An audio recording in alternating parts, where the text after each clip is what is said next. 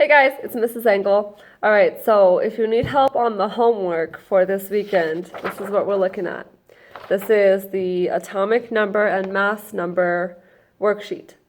So in the first column, we've got the element name.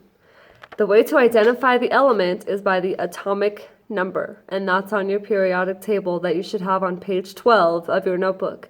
If you don't have your notebook, look online, Google periodic table, and you will find all kinds of resources for that. And I will also post one on Schoology for you. Okay, so atomic number can be found on the periodic table. The atomic number is the same number as the number of protons.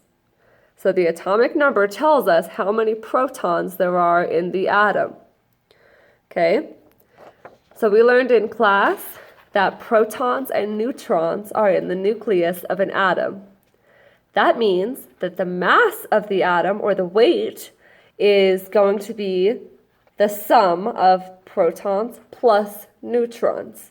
Okay, so protons plus neutrons equals the atomic mass. All right, so here it says number of protons, number of neutrons, and the mass number. So what I did is I put a plus sign between the protons and neutrons, so you add those together to equal the mass number.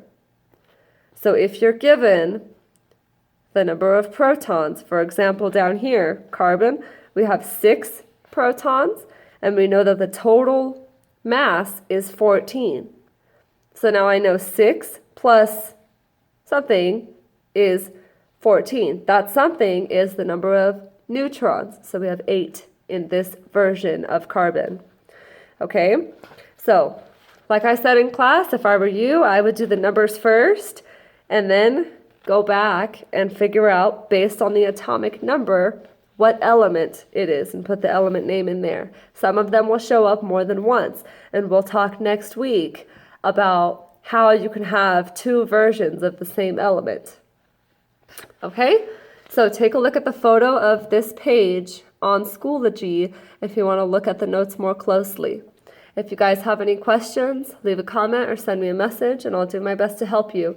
But replay this video if you need to hear me say those things again, okay? And don't forget, the questions at the bottom are also due on Monday. We're going to grade this right when you guys come in on Monday, okay?